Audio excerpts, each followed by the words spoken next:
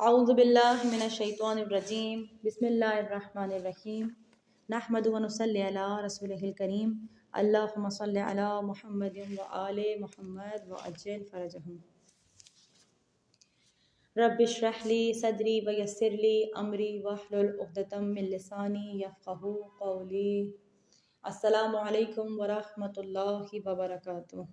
امید کرتی ہوں کہ آپ تمام فاران خیر و عافیت سے ہوں گے اور انشاءاللہ تعالیٰ ایمان کی، صحت کی بہترین حالتوں میں ہوں گی۔ خداوند عالم ماہ مبارک رمضان کی تمام تر رحمتیں، برکتیں ہم سب کو اپنے دامن میں سمیٹ لینے کی توفیق عطا فرمائے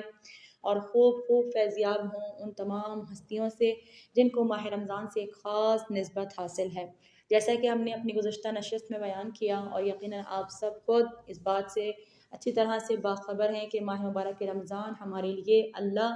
کی طرف سے ایک تحفہ بن کر یہ مہینہ آتا ہے کہ جس میں یعنی شہر رمضان الذی انزل فیہ القرآن کہ جس میں پروردگار عالم نے قرآن مجید کو نازل فرمایا، وہ کتاب ہدایت کہ جس کا ہر لفظ، ہر حرف ہمارے لیے ہدایت ہے۔ نہ صرف ہدایت ہے بلکہ شفا ہے، رحمت ہے، اور قرآن کریم معجزہ ہے پروردگار عالم کا جو دلوں کو سکون عطا کرتا ہے۔ جیسے کہ خداوند عالم نے خود قرآن کریم میں ارشاد فرمایا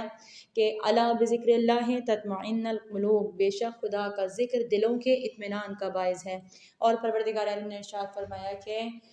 کون ہے کہ جو دکھی دلوں کو قرار عطا کرتا ہے، امن یجیب المضطر اذا دعا ویکشف السوء، کون ہے جو دکھی دلوں کو قرار عطا کرتا ہے۔ یہ سوال، یہ لہجہ استفہامیہ اصل میں دراصل خداوند عالم کی طرف سے ایک جواب ہے کہ خدا کے علاوہ اور کوئی نہیں ہے کہ جو دکھی دلوں کو قرار عطا کر سکتا ہو۔ خود پروردگار عالم کے ناموں میں سے ایک نام ہے مقلب القلوب، دلوں کو بدلنے والا۔ دل جب زنگ آلود ہو جائیں، دل جب زمانے کی دھول میں اٹ جائیں، دل جب گناہوں سے آلودہ ہو جائیں، اس وقت پروردگار عالم ہمیں رنگ الہی میں رنگ جانے کے لیے یہ مہلتیں میسر فرماتا ہے جو ماہ مبارک رمضان کی مہلت ہے۔ یہ ساعتیں، یہ مبارک لمحات، یہ مبارک لحظات، جیسا کہ خطبہ شعبانیہ کا پچھلی بار ایک جملہ میں نے آپ کی بارگاہ میں پیش کیا تھا کہ جس میں نبی خدا صلی اللہ علیہ وآلہ وسلم نے اس ماہ برکت کے، اس ماہ رحمت کے بارے میں ارشاد فرمایا کہ یہ وہ مہینہ ہے جس کی ساعات دوسرے مہینوں کے ساعات سے بہتر ہیں۔ یہ وہ مہینہ ہے جس کے لحظات دوسرے لحظات سے بہتر ہیں۔ یہ وہ مہینہ ہے اس کے دن دوسرے دنوں سے بہتر ہیں، اس کی راتیں دوسری راتوں سے بہتر ہیں۔ اس ماہ میں ایک رات ایسی ہے کہ جو 1000 مہینوں کے برابر ہے۔ آپ دیکھیں کہ جب ہم ایک موازنہ کر رہے ہیں کہ ساعات سے بہتر، لحظات سے بہتر، اس کے دنوں سے بہتر ہیں، لیکن جب ایک ایسی عظیم رات کی بات آئی کہ جس کا موازنہ پھر راتوں میں نہ ہو سکا، بلکہ پروردگار عالم نے نبی خدا کے ذریعے بھی اور خود قرآن محکم میں اپنی آیت کے ذریعے بھی اس رات کی عظمت کو کیسے بیان کیا ہے کہ یہ ایک رات 1000 مہینوں سے بہتر ہے، 1000 مہینوں سے بہتر ہے۔ وہ رات کون سی ہے؟ وہ شب قدر، وہ قدر والی رات، وہ برکتوں رحمتوں والی رات، وہ رات جو ہمارے امام کے وجود پر ایک سب سے بڑی دلیل ہے، قرآنی دلیل، کہ جب امام جعفر صادق علیہ السلام نے ارشاد فرمایا کہ اے میرے شیعوں، اے ہمارے چاہنے والوں، سورہ قدر پڑھا کرو۔ سورہ قدر تمہارے لیے ایک سپر ہے، ایک ڈھال ہے جو تمہارے امام کے ہونے پر دلیل ہے۔ تم سورہ قدر سے دلیل دو کہ آج بھی فرشتے، آج بھی روح، آج بھی جناب جبرائیل کسی پر نازل ہو رہے ہیں اللہ کا امر لے کر، اور یہ سلسلہ چل رہا ہے، رکا نہیں ہے۔ آیت کا آج بھی موجود رہنا اس بات کا اعلان کر رہا ہے کہ سلسلہ جاری ہے، اور جاری ہے تو یقیناً کوئی ایسا اولو الامر موجود ہے جس پر امر الہی کا آج تک نزول ہوتا ہے اور ان کے اذن سے کائنات میں امر الہی کا نفاذ ہوتا ہے۔ تو وہ رات، وہ قدر والی رات، وہ رحمتوں برکتوں والی رات، وہ ہمارے لیے سپر، وہ ڈھال جو خدا نے ہمیں عطا فرمائی ہے، وہ رات بھی اسی مہینے میں پروردگار عالم نے رکھی۔ شب قدر اسی مہینے میں ہے۔ یہ اس رات کی، اس مہینے کی عظمت پر ایک اور بڑی دلیل ہے۔ پھر ہم جب پہلے بیان کر رہے تھے کہ میں نے آپ سے کہا تھا کہ ہم 2 ہستیوں سے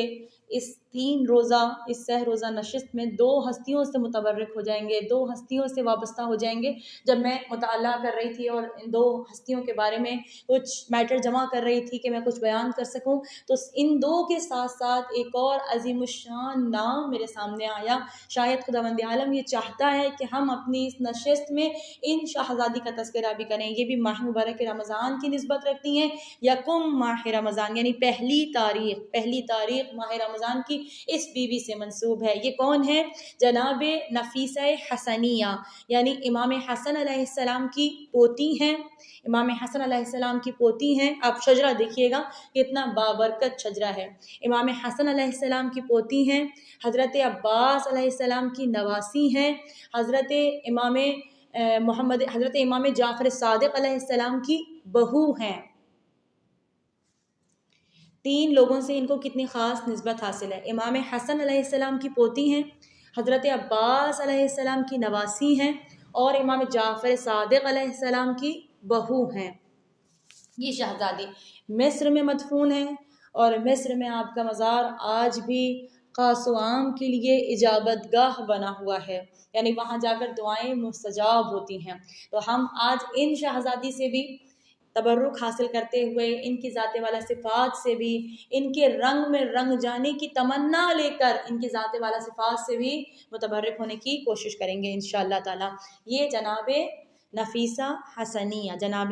حسنیہ، اس نام کو اپنے پاس محفوظ کیجیے گا۔ اور پھر آج ہمیں جس بی بی کے بارے میں بات کرنی ہے خاص طور پہ کہ یہ دوسری نشست ہے اور ان سے منسوب ہے، کائنات کی وہ عظیم الشان ہستی کہ جن کو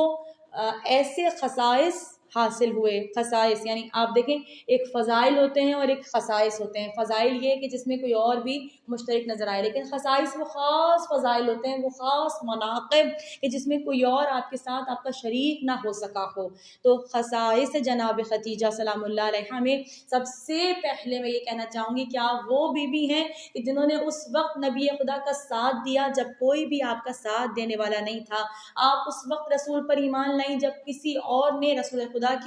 کی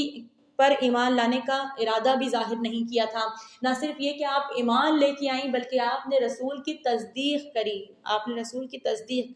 آپ رسول کے گواہوں میں شامل ہیں۔ رسول کی رسالت کے گواہوں میں جناب خدیجہ کا نام سر فہرست نظر آتا ہے۔ جناب خدیجہ سلام اللہ علیہا کہ جو ملیکۃ العرب ہیں، جو سیدۃ التجار ہیں، ایک ایسی شہزادی، ایک ایسے زمانے میں رہنے والی بی بی کہ جس زمانے میں بیٹیوں کو زندہ درگور کر دینے کا رواج تھا، جہاں پہ عورت کو ننگوار کی ایک مثال سمجھا جاتا تھا، جہاں خاتون کے وجود سے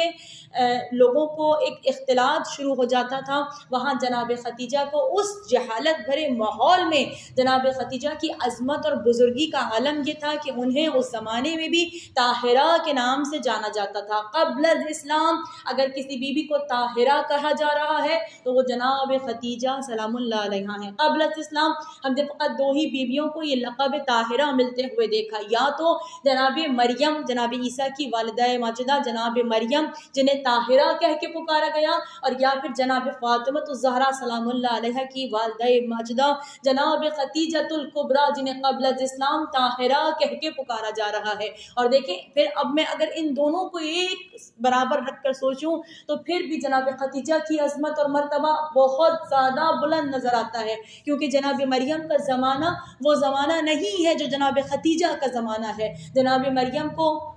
جو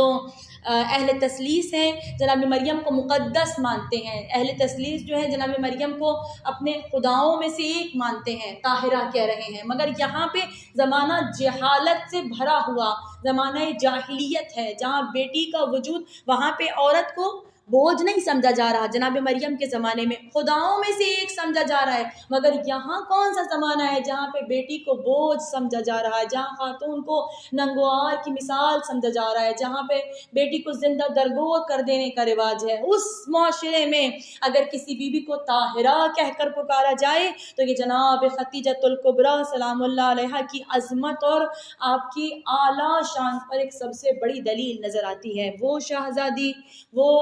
وہ ملکۃ العرب، وہ سیدۃ التجار، کہ جو قبل اسلام ہی دین ابراہیمی کی پیروکار تھیں۔ آپ کی گھر کی کھڑکی سے کعبہ نظر آتا تھا اور آپ کعبے کے رخ پر عبادت کرتی تھیں۔ ابھی تو حکم نہیں آیا کعبے کی طرف رخ کرنے کا، مگر جناب خدیجہ عارفہ تھی، ایسی عارفہ کہ جو پروردگار عالم کے مزاج کو پہچانتی ہیں۔ نہ صرف یہ کہ توحید شناس تھی، بلکہ آپ نبوت شناس تھیں، آپ انسان شناس تھیں، آپ لوگوں کی پرکھ رکھتی تھیں۔ ایک ایسی بیوی، اگر میں صرف جناب خدیجہ کی بات کروں تو ایک ایسی شہزادی کہ جو ام المؤمنین ہونے کے ساتھ ساتھ یہ مرتبہ رکھتی ہے کہ ام المعصومین ہیں، ام المومنین ہیں، کیونکہ قرآن نے کہا کہ امہات یہ تمام جتنی بھی ہیں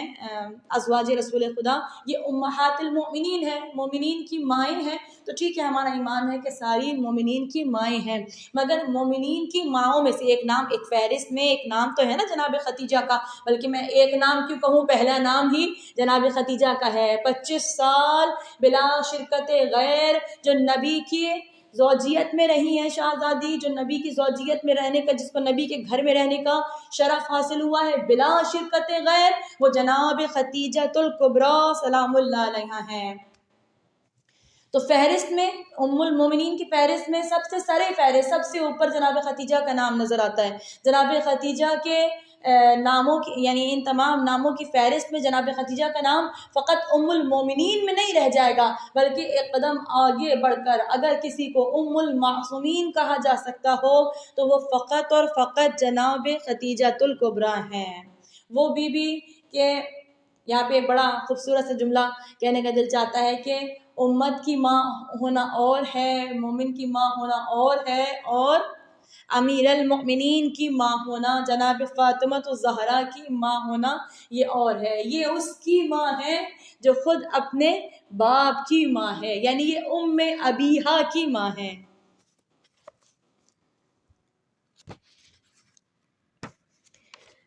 آج ہم جناب خدیجہ الکبریٰ کے رنگ میں رنگ جانے کے لیے جمع ہوئے ہیں۔ اگر دیکھیں ہم رنگ الہی کو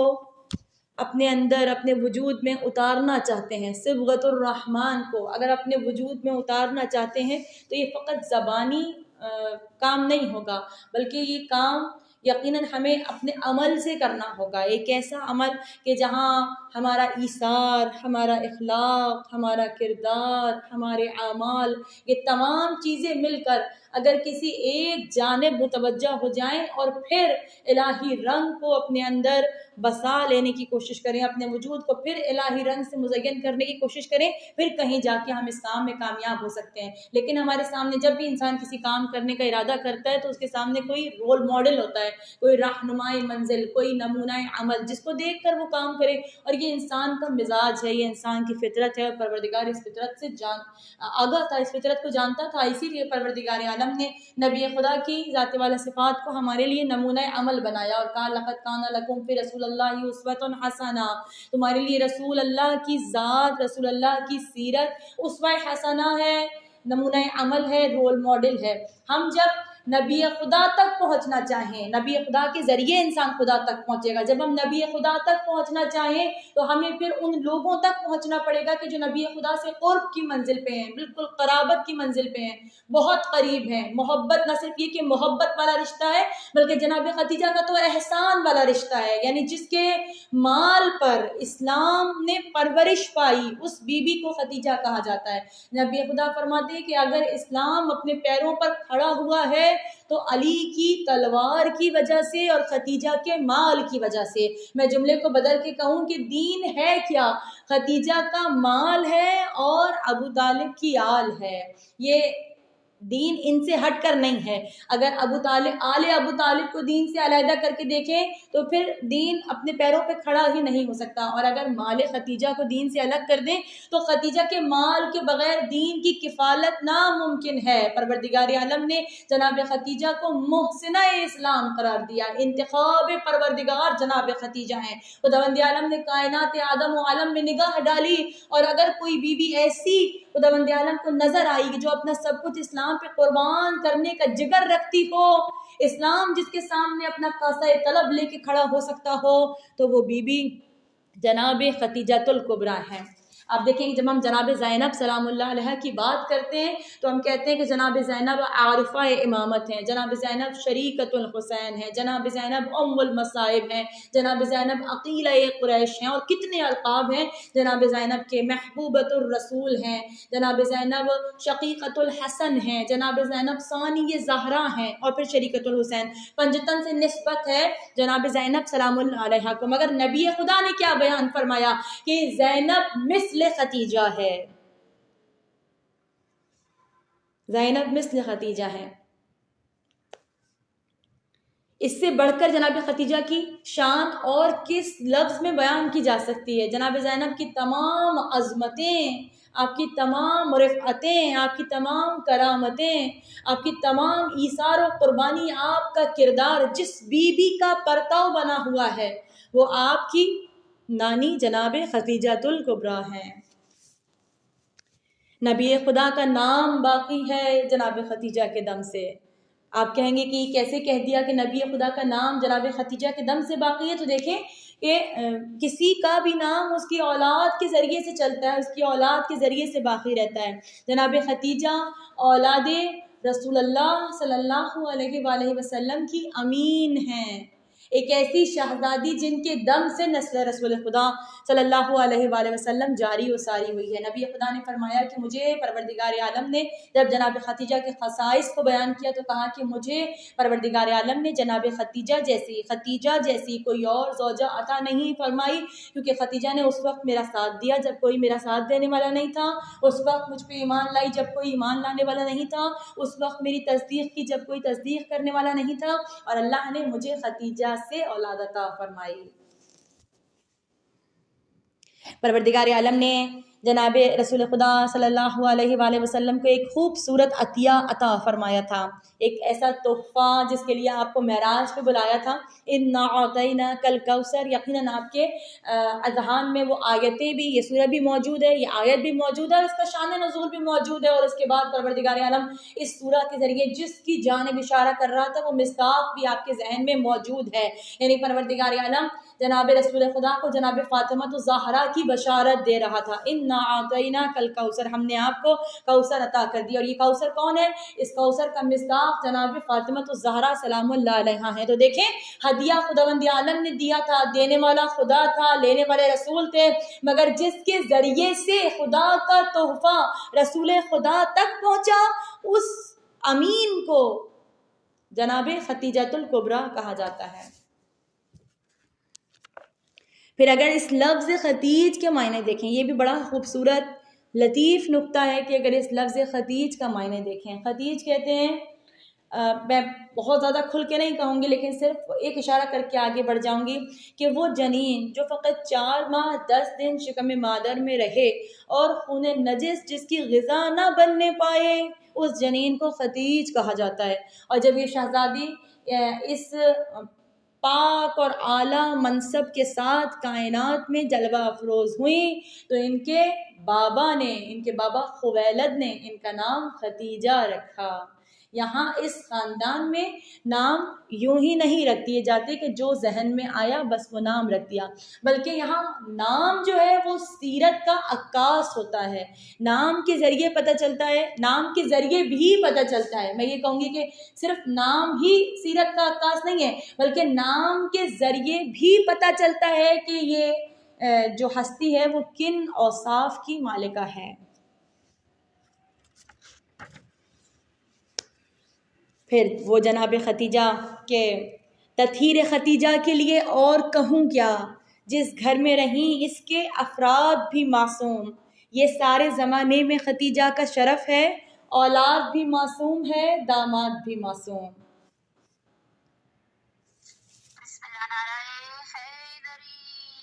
या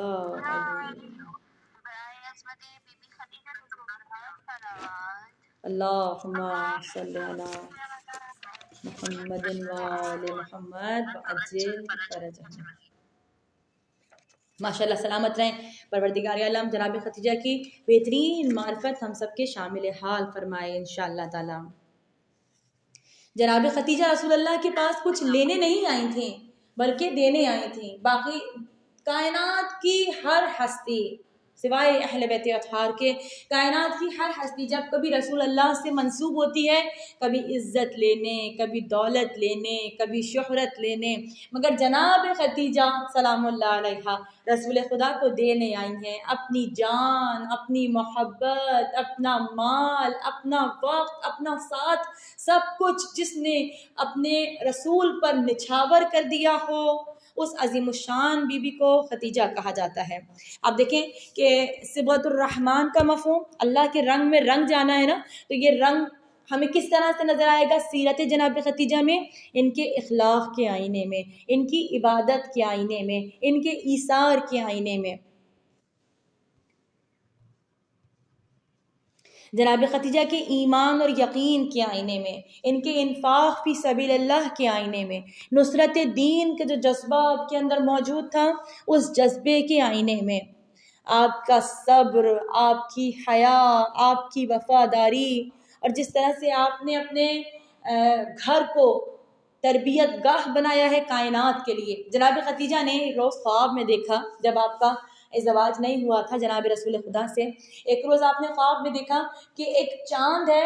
آسمان سے اتر کے میرے آنگن میں آ گیا ہے۔ دیکھیں کتنا خوبصورت خواب ہے، اور یقیناً جو یہاں پہ مطالعے کی شوقین ہیں، جو ذاکرات ہیں ماشاءاللہ، وہ اس خواب سے ان کو ایک اور بھی خواب یاد آ رہا ہوگا کہ وہ اکثر مجالس میں سنا کرتی ہیں اور پڑھا کرتی ہیں۔ پہلے آپ یہ خواب سنیے گا، پھر مجھے بتائیے گا کہ کون اس خواب تک پہنچا جو خواب اس خواب کے رمز سے اچانک سے ذہن میں آ جاتا ہے، یاد آنے لگتا ہے۔ دیکھتے ہیں کہ ایک چاند ہے جو آسمان سے اترا اور میرے آنگن میں آ گیا، اس چاند کی روشنی سے میرا گھر منور ہو گیا، اور نہ صرف گھر منور ہوا بلکہ وہ روشنی اتنا پھیلی کہ سارا عرب اور اس کے بعد ساری دنیا اس روشنی سے منور ہو گئی ہے، یعنی منور ہو رہی ہے ساری دنیا، اور اس روشنی کا، اس نور کا مرکز میرا آشیانہ ہے، میرا گھر ہے، میرا آنگن ہے۔ کیا آپ کو ایک اور خوبصورت سا خواب یاد آیا جو جناب ام البنین دیکھ رہی تھی قبل ازدواج علی ابن ابی طالب؟ اپنے بابا کو سنا رہی تھی، بابا جان میں نے ایک خواب دیکھا ہے، اور وہ خواب یہ ہے کہ آسمان سے میری آغوش میں ایک چاند اترا ہے اور ساتھ میں 3 ستارے بھی آئے ہیں۔ خواب سے بیدار ہوئیں اور اپنے بابا کو، اپنی والدہ کو یہ خواب سنایا، تو آپ نے کہا، جب آپ نے پتہ کروایا کہ اس خواب کا مطلب کیا ہے، تو کہا کہ عنقریب یہ تمہاری بیٹی ایک بڑے گھر میں بیاہ کے جانے والی ہے، اور خداوند عالم اسے 4 بیٹے عطا فرمائے گا، جس میں سے ایک بیٹا چاند کی مانند ہوگا اور باقی 3 بیٹے ستاروں کی مثل ہوں گے۔ اور پھر دیکھیں خواب کی تعبیر، قمر بنی ہاشم اور دیگر 3 بیٹے جو پروردگار عالم نے جناب ام البنین کو عطا فرمائے، اس صورت میں ان کی خواب کی تعبیر ہوئی۔ جناب خدیجہ خواب دیکھ رہی ہیں قبل یا علی اللہم صلی علی محمد و علی محمد وعجل فرجہم۔ جناب خدیجہ سلام اللہ علیہ خواب دیکھ رہی ہیں قبل ازدواج رسول خدا صلی اللہ علیہ وآلہ وسلم کہ چاند اترا ہے میرے آنگن میں اور اس کی روشنی سے سارا عرب اور ساری دنیا منور ہو رہی ہے۔ آپ نے یہ خواب اپنے چچزاد بھائی ورقہ بن نوفل کو سنایا، اور انہوں نے خواب کی تعبیر بیان کرتے ہوئے کہا کہ اے میری بہن خدیجہ، یہ خواب تو بڑا بابرکت ہے، اور اس خواب کی تعبیر یہ ہے کہ انشاءاللہ تمہارا گھر ایک ایسی اماجگاہ بننے والا ہے، ایک ایسا گھر بننے والا ہے کہ جہاں سے ہدایت کا نور ساری دنیا میں پھیل جائے گا۔ تمہارے گھر میں کسی بابرکت ہستی کا ورود ہونے والا، یا تم کسی بابرکت ہستی کے ساتھ رشتہ عقد میں منسلک ہونے والی ہو۔ بہت سارے ایسے واقعات تھے جناب خدیجہ کی زندگی میں کہ جو ان کو رسول اللہ سے قریب کرتے چلے گئے۔ پھر میں آپ پہ ایک جملہ کہوں گی کہ جناب خدیجہ کائنات کی اس باوقار ہستی کا نام ہے جس کے سامان تجارت کو شام لے جانے کے لیے رسول خدا جیسا شریف النفس انسان خود سے اپنی خدمت کو پیش کرتا ہوا نظر آتا ہے۔ یعنی زبان لرز کے رہ جائے ان جملوں پہ کہ رسول خدا صلی اللہ علیہ وآلہ وسلم اپنے چچا جناب ابو طالب سے کہہ رہے ہیں، اے میرے چچا جان، آپ خدیجہ سے کہیے کہ اگر وہ مجھے بھی اپنا سامان دینا چاہے تو میں بھی اس کا سامان لے کر شام کی طرف سفر کروں۔ اللہ اللہ، کیا کردار جناب خدیجہ ہے۔ اور دیکھیں یہ تمام چیزیں، یہ اقدامات ہو رہے ہیں، یہ پروردگار عالم کی طرف سے اہتمام ہو رہا ہے، ایسا اہتمام کہ جو جناب رسول خدا اور جناب خدیجہ کے عہد کا پیش خیمہ بن رہا ہے کہ ساتھ میں میسرہ کو بھیجنا، جاؤ اور ان کے ساتھ جا کر ان کے کاموں پہ نگاہ رکھو۔ اور میسرہ کا نگاہ رکھنا، یہ کون ہے؟ یہ کوئی عام بشر نہیں لگتے، جب چلتے ہیں زمین ان کے قدموں کا بوسہ لیتی ہے، اشجار کے سامنے سے گزر جاتے ہیں تو درخت ان کی تعظیم میں جھکتے ہوئے نظر آتے ہیں، سارا قافلہ دھوپ میں ہے مگر ان کے سر پہ ایک بادل ہے جو سایہ کیے ہوئے رہتا ہے۔ اور یہ تمام واقعات جا کر جناب خدیجہ کو بیان کرنے، اور پھر جناب رسول خدا کی وہ خاص حکمت عملی کہ جب ایک جگہ قافلے کا پڑاؤ ہوا اور آپ نے کہا کہ پہاڑ پر رک جاؤ، پہاڑ پر رکو اور نیچے زمین پر اپنا قیام نہ کرو۔ لوگ اس وقت متذبذب بھی تھے کہ اتنا سامان لے کر پہاڑ پہ چڑھیں، مگر رسول خدا کے سامنے خاموش ہو گئے اور سامان لے کر پہاڑ پہ رات کو گزارنے کا ارادہ کیا، انتظام کیا۔ اور اچانک رات میں جب تیز بارش شروع ہوئی اور جو زمین پہ لوگ موجود تھے، نیچے پستی میں لوگ موجود تھے، ان سب کا سارا سامان خراب ہو گیا، لیکن جو نبی کی حکمت عملی کو مانتے ہوئے پہاڑ پر آ گئے تھے اپنا سامان لے کر، ان کا سارا سامان محفوظ رہا۔ یقیناً یہ وہ علم غیب تھا جو پروردگار عالم نے نبی خدا کو عطا فرمایا تھا۔ اور اس کے بعد پھر سامان تجارت کا اس دن نہ فروخت کیے جانا، لوگ چاہتے تھے جلدی جلدی اپنا سامان کھولیں اور فروخت کر دیں، مگر نبی خدا نے فرمایا کہ ابھی رک جاؤ اور آج سامان فروخت کرنے کی جلدی نہ کرو بلکہ یہ سامان کل کھولنا۔ لوگ اس پہ بھی پریشان ہوئے کہ کیوں دیر کر رہے ہیں، جلدی جلدی ہم اپنا سامان بیچ کے نکل جاتے ہیں، مگر جن لوگوں نے بات کو مانا انہوں نے پھر نبی خدا کی اس حکمت عملی کو پہچانا اور یقیناً اس سے فیضیاب ہوئے کہ اگر ہم کل ہی روز گزشتہ ہی اپنا سامان کھول لیتے تو کم پیسوں پر سامان فروخت ہوتا، کیونکہ اس دن بہت سارے تاجروں کے پاس سامان موجود تھا، لیکن آج سب کا سامان ختم ہو چکا ہے اور اب سارے خریدار ہماری جانب متوجہ ہو گئے ہیں، تو ہم اپنا سامان اچھی قیمت پہ بیچ سکتے ہیں۔ تو یہ تمام باتیں تھیں جو میسرہ نے آ کر جناب خدیجہ کو بیان کی، اور جناب خدیجہ فوراً کہہ اٹھی کہ بے شک میری نگاہ نے دھوکہ نہیں کھایا، میرے دل نے مجھے غلط خبر نہیں دی، یہ وہی ہے جس کا مجھے انتظار تھا۔ یقیناً یہ آپ کے جملے بھی آپ کی اس بات پر دلالت بنے ہوئے ہیں کہ آپ کے کردار پر دلالت بنے ہوئے ہیں کہ آپ 25-26 برس کی ایک کماری دوشیزہ ہیں، یعنی جو ایک مشہور ہوا کہ جناب خدیجہ بیوہ تھیں اور 40 برس کی تھیں اور یہ وہ سب کچھ ساری باتیں، اور 2 عقد پہلے ہو چکے تھے۔ تو دیکھیں اگر کسی کے 2 عقد پہلے ہو چکے ہوں تو وہ تیسرے عقد میں اتنی چھان بین نہیں کر رہا ہوتا، مگر جناب خدیجہ کا یہ خاص انتظام، یہ خاص اہتمام نبی خدا کے لیے بیان کر رہا ہے کہ آپ ایک تو آپ طاہرہ ہیں اور ایک ایسی باکردار شہزادی ہیں، ایسی شہزادی عصمت و عفت ہیں کہ جنہیں صرف اور صرف نبی خدا کا ہی انتظار تھا۔ خود ہمارے لیے تمام مکتب تشیع کے لیے تو اس میں کوئی بھی دو رائے نہیں ہے، کچھ سوچنے اتنا سوچنے والی بات ہی نہیں ہے، یعنی ایسا نہیں ہو سکتا کہ پروردگار عالم اپنا تحفہ ایک استعمال شدہ ظرف میں رکھے، ایسا نہیں ہو سکتا۔ پروردگار عالم کو جناب خدیجہ کے ذریعے رسول خدا کو فاطمہ جیسا تحفہ عطا کرنا ہے۔ پھر جناب خدیجہ کی عصمت و عفت کے لیے بس یہی ایک بات کافی ہے، یہ ایک جملہ کافی ہے کہ آپ فاطمہ الزہرا کی ماں ہیں۔ پھیلا تیرے دم سے رخ ہستی پہ اجالا، ظلمات کو ایک صبح ابد رنگ میں ڈھالا، دنیا سے تیری سوچ کا انداز نرالا، بچوں کی طرح گود میں اسلام کو پالا، اے شان خبیلت تیری توقیر بڑی ہے، مریم تیری بیٹی کی کنیزوں میں کھڑی ہے۔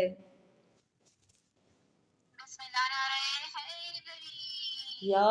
علی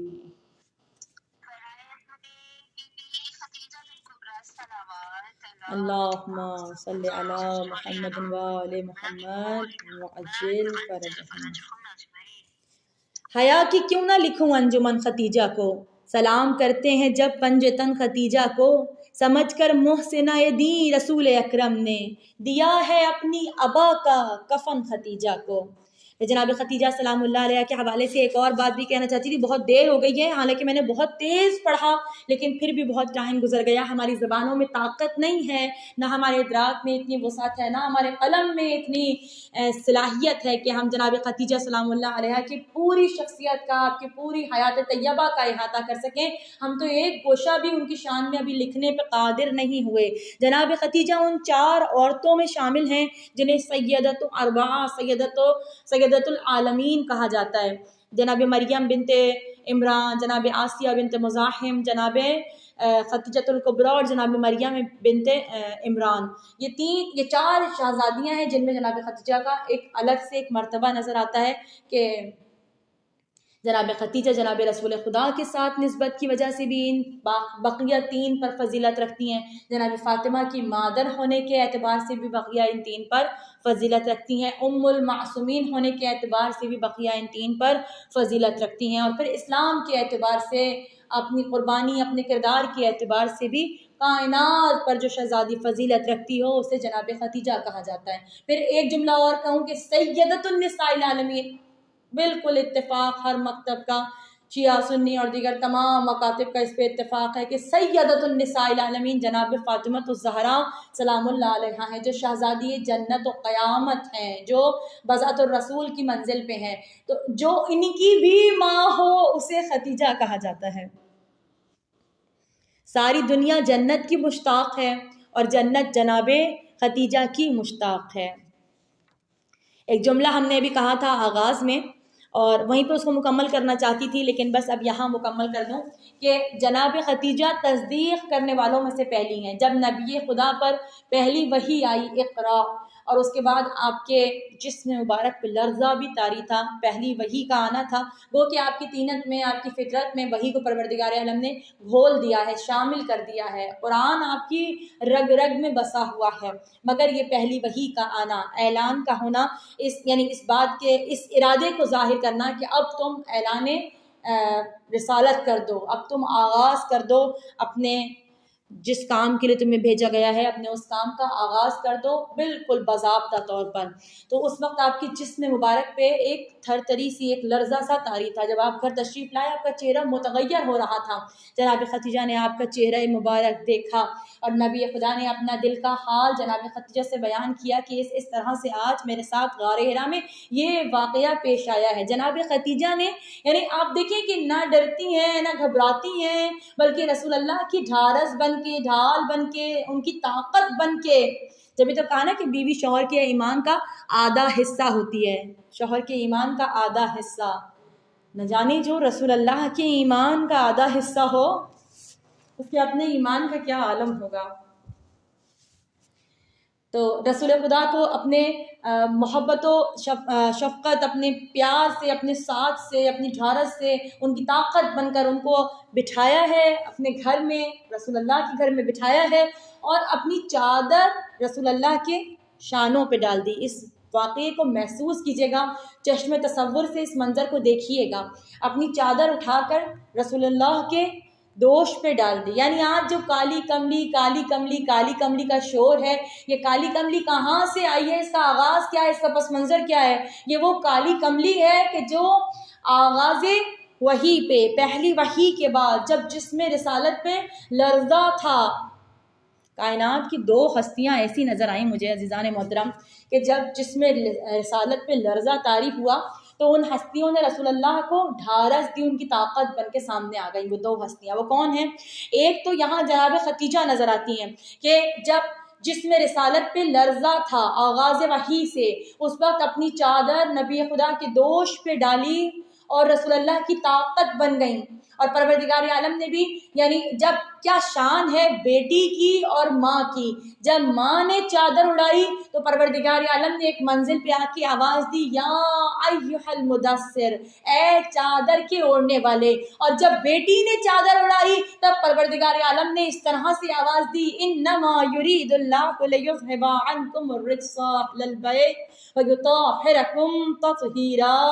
یعنی جب ماں چادر اڑائے تب بھی پروردگار آیت بھیجتا ہے، اور جب بیٹی چادر اڑائے تب بھی پروردگار عالم آیت بھیجتا ہے۔ مجھے ابھی دوسری ہستی کا ذکر کرنا ہے جو ڈھارس بنا، جو طاقت بنا نبی خدا کی، مگر یہ جملہ کہہ کر آگے بڑھنا چاہتی ہوں کہ ماں چادر اڑائے تب بھی پروردگار آیت بھیجتا ہے، بیٹی چادر اڑائے تب بھی پروردگار عالم آیت بھیجتا ہے۔ کیا کہنا اس عظیم الشان خاندان کا کہ اب جناب رسول خدا کا آیہ تطہیر کے بعد مزاج یہ ہے، طریقہ یہ ہے کہ جب بھی نماز پڑھنے جاتے ہیں خانہ زہرا پہ رک کر السلام علیک یا اہل النبوہ کہہ کر سلام کر کے کائنات کو پیغام دیتے ہیں کہ جہاں سے آ رہا ہوں وہ اور ہے، جہاں جا رہا ہوں وہ اور ہے، اور جہاں رک کر سلام کر رہا ہوں وہ اور ہے۔ تم دیکھو کہ تم کن کے ساتھ ہو، تم کن سے وابستہ ہو۔ تم نبی خدا سے اگر قرابت چاہتے ہو، محبت چاہتے ہو، قربت چاہتے ہو، تو دیکھو کہ نبی خدا کن کے پاس آ کر ٹھہر جاتے ہیں، رک جاتے ہیں، سلام کرتے ہیں، اہل بیت النبوہ کہہ کر جن کا تعارف کرواتے ہیں۔ یہاں کہنے کا جی چاہتا ہے کہ خلوص دل کے لیے اہتمام کر پہلے، امام عصر ہو راضی وہ کام کر پہلے، نماز پڑھنے چلا ہے نبی کی سنت ہے، امام باڑے پہ رک کر سلام کر پہلے۔ سلام کر کے بتا رہے ہیں کہ یہ وہ ہیں کہ جن کو پروردگار سلام کہلواتا ہے۔ اس ماں کی بیٹی ہے، اس ماں کی بیٹی ہے فاطمہ زہرا کہ ماں کو بھی خدا نے سلام کہلوایا ہے اور بیٹی کے لیے بھی خدا کی طرف سے سلام آیا ہے۔ ماں کو کب سلام کہلوایا؟ جب معراج سے نبی خدا واپس آ رہے تھے۔ آپ نے بیان فرمایا کہ جب معراج سے میں واپس آ رہا تھا اس وقت پروردگار عالم نے ارشاد ہوا، شیخ صدوق اپنے اعمالی میں بیان فرماتے ہیں کہ لما اسری بی الی السماء قال لی جبرائیل یا محمد صلی اللہ علیہ وآلہ وسلم ان اللہ عز وجل یقرئک السلام ویقول لک اقرأ علی خدیجہ منی السلام۔ کہا کہ یا نبی خدا، اللہ فرما رہا ہے کہ آپ پر بھی میرا سلام ہو، اور جب آپ زمین پر تشریف لے جائیں تو جناب خدیجہ سے بھی کہیے گا کہ اللہ نے آپ کو سلام کہلوایا ہے۔ فلما رجع النبی اخبر خدیجہ، جب نبی خدا نے جناب خدیجہ کو خبر دی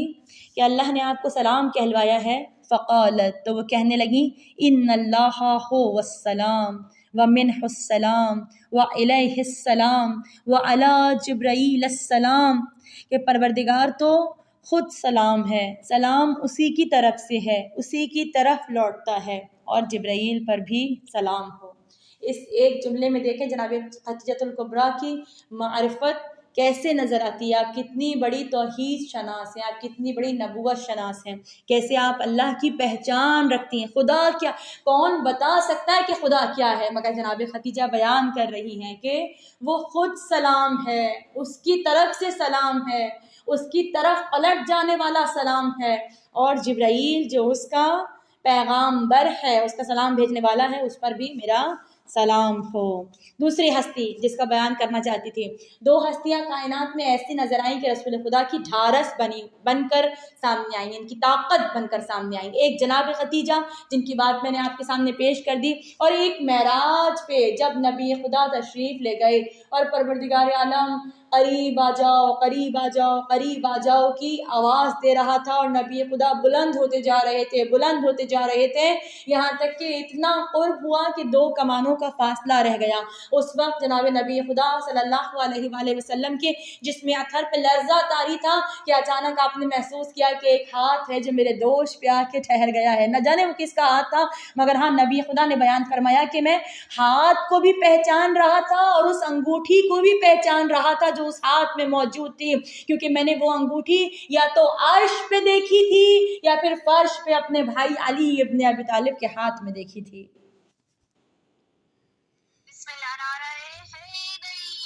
یا علی، جبھی تو مولا کائنات اگلے دن اللہم صلی علی محمد وعلی محمد وعجل فرجہم، جبھی تو امیر المومنین علی علیہ السلام جب اگلے دن معراج کی صبح کو لوگ پوچھ رہے تھے، نبی خدا بیان کر رہے تھے کہ میں یوں آسمان پہ بلند ہوا اور یہ تمام چیزیں میں نے دیکھی اور آسمانوں کی سیر پروردگار نے مجھے کروائی، اور لوگ بڑھ بڑھ کے پوچھ رہے تھے کہ یقین نہیں آ رہا تھا کہ کیا ایسے کیسے ممکن ہے کہ آپ ایک رات میں معراج سے ہو کر آئے۔ تو اس وقت علی نے مسکراتے ہوئے کہا تھا، کیا نہ ہوا، کیا ہوا، ہر بات بتا دوں، کس طرح کٹی آپ کی یہ رات بتا دوں، خود آپ بتاتے ہیں رسالت کی زبان سے یا میں شب معراج کے حالات بتا دوں۔ یہ ہے جناب ختیجہ سلام اللہ علیہا۔ اتنا آسان تو نہیں مثل ختیجہ ہونا، شرط ہے اس کے لیے مادر زہرا ہونا۔ جناب ختیجہ کو اگر ان کے شجرے میں بھی دیکھا جائے تو آپ کا شجرہ بھی رسول اللہ والا شجرہ ہے، یعنی آپ دیکھیں کہ قصی تک جا کے 5ویں 6ٹی پشت پہ جائیں تو وہاں سے شجرہ ایک ہو جاتا ہے۔ جناب ابراہیم سے جو شجرہ چل رہا تھا وہ شجرہ جناب قصی، ان کے بعد جناب کلاب، اور پھر اس کے بعد آگے یہ 2 حصوں میں بٹ جاتا ہے، لیکن یہ ایک ہی شجرہ ہے جو رسول اللہ کا بھی ہے اور جناب ختیجہ کا بھی ہے۔ یعنی آپ دیکھیں جناب ختیجہ، ان کے بابا جناب خویلد۔ ہم جناب زینب سے ایک بات کر رہے تھے، جناب زینب کو کیسی مشابہت ہے جناب ختیجہ سے کہ جناب زینب کو بھی ان کے باپ کی پہچان بنایا گیا، یعنی زین اب، جو اپنے باپ کی زینت ہو، زین اب، اور جناب ختیجہ بھی اپنے سردار باپ خویلد کی پہچان بن گئی ہیں۔ اگر ختیجہ نہ ہوتی تو آج خویلد کو بھی کوئی نہ پہچانتا، لیکن وہ بیٹی جو اپنے باپ کی پہچان بن جائے انہیں جناب ختیجہ کہا جاتا ہے۔ جناب ختیجہ، ان کے بابا کا نام خویلد، ان کے بابا کا نام اسد، ان کے بابا کا نام عبد العزیٰ، ان کے بابا کا نام قصی، اور ان کے بابا کا نام کلاب۔ یہ شجرہ جناب ختیجہ کا ہے۔ رسول اللہ کا شجرہ دیکھیں، رسول اللہ ابن عبداللہ ابن عبد المطلب ابن ہاشم ابن عبد مناف ابن قصی ابن کلاب، یعنی عبد العزیٰ اور عبد مناف جو ہیں دونوں سگے بھائی ہیں۔ عبد العزیٰ اور عبد مناف دونوں سگے بھائی ہیں، یعنی قصی کے بیٹے، ٹھیک ہے۔ اور پھر عبد العزیٰ سے جناب ختیجہ کا شجرہ آگے چلا، اور جناب عبد مناف سے ہاشم، اور پھر جناب عبد المطلب، اور پھر جناب عبداللہ، اور پھر جناب رسول اللہ صلی اللہ علیہ وآلہ وسلم۔ گویا کہ یہ ایک ہی پاکیزہ شجرہ ہے، ایک ہی پاکیزہ شجرہ ہے یہ جو پروردگار عالم نے، یعنی پھر مجھے یہ کہنے کا جی چاہتا ہے وہ شجرہ چل رہا تھا جناب آدم علیہ السلام سے، نبوت کا شجرہ جناب آدم سے چل رہا تھا، اور جناب ابراہیم پہ آ کے یہ شجرہ جو ہے پھر 2 ٹکڑوں میں بٹ گیا تھا، 2 ٹکڑے، یعنی اسحاق اور جناب اسماعیل علیہ السلام۔ اس کے بعد پھر جب یہ سلسلہ قصی اور کلاب تک پہنچا ہے، پھر جڑ کے پہنچا ہے، ایک ہو کے پہنچا ہے، ایک ہو کے پورے نور کو یکجا کر کے پروردگار عالم نے یہ کلاب تک، پھر کلاب سے قصی تک پہنچایا ہے۔ پھر دوبارہ 2 ٹکڑوں میں بٹا تھا کہ جو عبد العزیٰ اور عبد مناف کی صورت میں تقسیم ہوا، اور یہ تقسیم آگے بڑھتے بڑھتے محمد و ختیجہ تک پہنچی ہے، اور محمد و ختیجہ صلی اللہ علیہ وآلہ وسلم کے عقد کے ذریعے پروردگار عالم نے سورہ رحمان کے نزول سے پہلے مرج البحرین یلتقیان کی تفسیر کرتے ہوئے جناب رسول اللہ اور جناب ختیجہ کو نور کامل بنا کر ایک کر دیا ہے۔ آج کی اس بزم کا عنوان ختیجہ، توحید کے احسان پہ احسان ختیجہ، ایک بے سر و سامان کا سامان ختیجہ، گھر میں ہے نبی کے لیے عمران ختیجہ، توصیف ختیجہ کی میرے بس میں کہاں ہے، یہ اس کی بھی ماں ہے جو خود باپ کی ماں ہے، اسلام کو بخشا تیری دولت نے سہارا، اللہ کے پیارے کا تیرے گھر میں گزارا، تو کیا ہے بتانا مجھے ایک بار خدا را، سرور کو ہوئی نہ تیری سوکن بھی گوارا، مصروف عطا تیری ہتیلی ہی رہی ہے، تو گھر میں پیمبر کے اکیلی ہی رہی ہے۔